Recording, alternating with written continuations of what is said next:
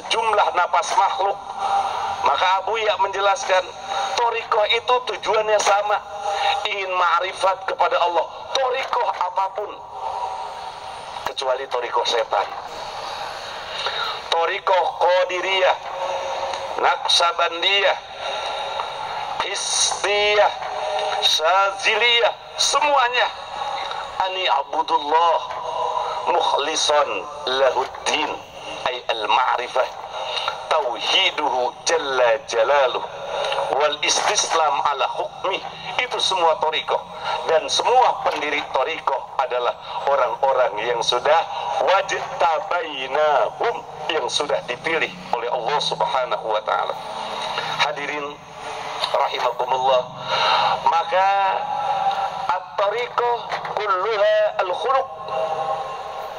Thariqah itu di dalamnya semua akhlak. Akhlak di dalam kita berzikir bukan berarti kita hanya mengeluarkan suara saja, tetapi bagaimana di saat kita berzikir kita diajarkan supaya hati kita khudur ma Allah. Itu akhlak. Bahkan dalam hadis, la taqumus sa'ah hatta la yuqala Allahu Allah. Ulama-ulama ahli hadis menjelaskan, diantaranya di dalam syarah yang menyarahi hadis ini Imam Bukhari, bahwa bukan yang dimaksud tidak akan terjadi hari kiamat sehingga tidak ada yang mengucapkan kalimat Allahu Allah, bukan. Kiamat akan terjadi jika kalimat Allahu Allah atau la ilaha illallah diucapkan oleh orang yang hatinya tidak ingat kepada Allah. Di akhir zaman ternyata masih ada orang yang menyebut nama Allah tapi hatinya kemana-mana. Thariqah mengajarkan tentang akhlak. Apakah enggak malu di saat kita la ilaha illallah pikiran kita ada di motor? Ini akhlak. Kalau kita ngobrol dengan orang yang kita cintai, lalu yang kita pikirkan bukan orang yang ada di hadapan kita, bukankah itu su'ul adab? Lalu bagaimana dengan Allah? Ya'lamu sirra wa akhfa.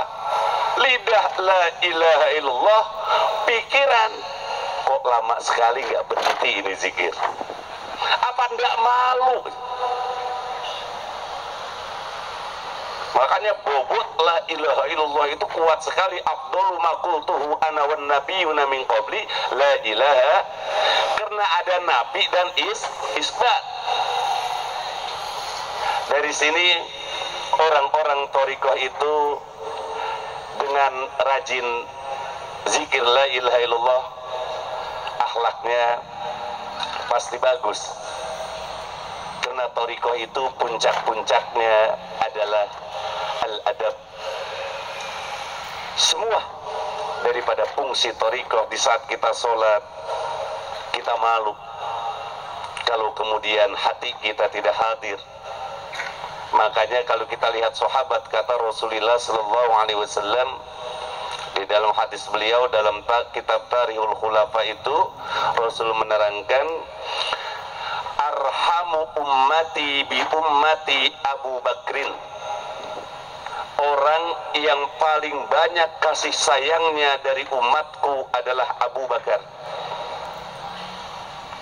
Suatu saat Rasulullah bertanya, adakah orang yang pada saat ini telah bersodakoh dengan fakir miskin? Abu Bakar mengangkat tangannya, anak ya Rasulullah. Ada orang yang pada hari ini dia berpuasa? Qultu, kata Abu Bakar, anak ya Rasulullah. Siapa di antara kalian yang hari ini mengantarkan mayit sampai ke kuburannya, menguburkannya? Anak ya Rasulullah.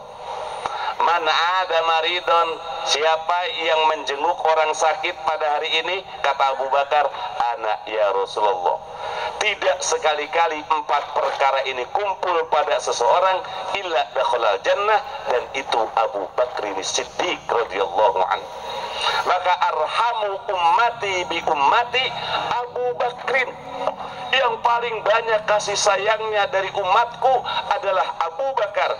Kalau saja Pak kasih sayang kita ini semua diaduk dengan kasih sayangnya Abu Bakar, la rojaha, tentu akan mengalahkan kasih sayang Abu Bakar akan kasih sayang kita. Bukan saja iman, kan ada lawuzina imanu Abu Bakrin dalam tarikhul khulafa, bukan saja iman, kasih sayang Abu Bakar kepada umat Rasulullah mengalahkan akan yang lainnya. Maka Abu Bakar ini Siddiq radhiyallahu anhu, dia adalah orang yang dijamin masuk surga oleh Allah Subhanahu wa taala, termasuk asyaratun mubasyaratun bi ahlil jannah. Dari zikir kemudian membentuk akhlak, akhlak kemudian kita membentuk apa lagi? Ucapan. Ada seorang ulama Fudail bin Iyad, wali min auliyaillah, berkata begini Pak, lau kana insanun ya'malu amal al-ihsan kullihi wa kanat lahu dajajah fa asaa ilayya lam yakum minal muhsinin. Kalau saja ada satu orang manusia yang dia melakukan seluruh kebaikan-kebaikan, akhlak-akhlak yang baik, lalu dia punya ayam dan fa'asa'a ilaiha, orang itu kemudian menggebah ayamnya, ayamnya ditimpuk, berbuat jahat kepada ayam, lam yakum minal muhsinin, orang itu tidak termasuk orang-orang yang baik. Bapak rajin tahajud, zikir, kemudian baca Quran, tapi ama binatang kasar, lam yakum minal muhsinin. Ini thariqah.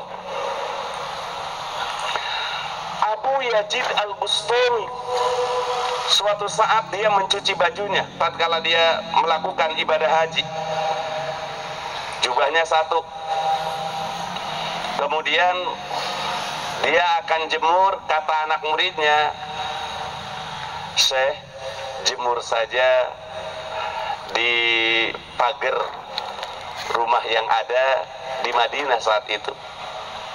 Kata Abu Yazid, enggak, karena pagar itu ada yang punya.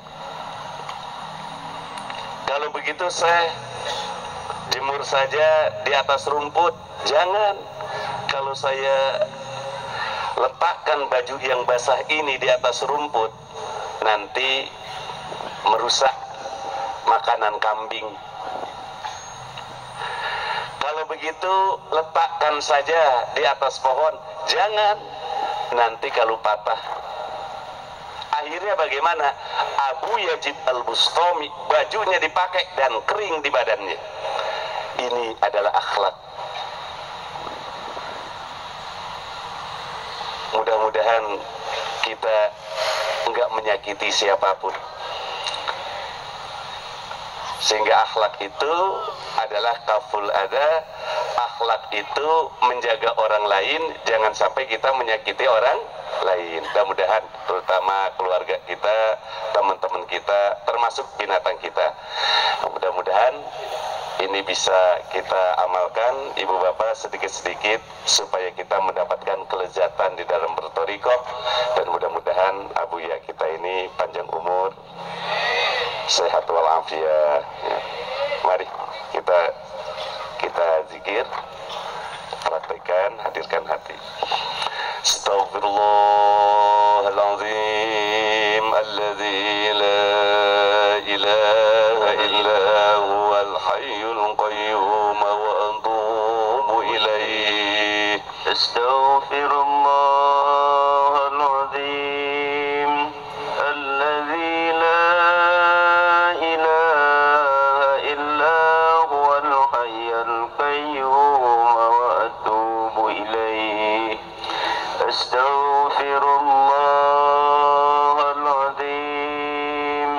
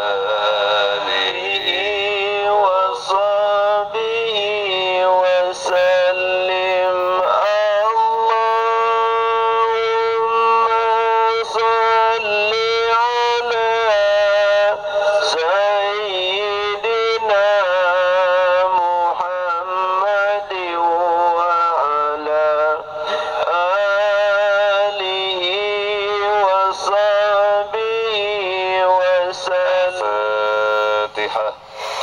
Rahmatullah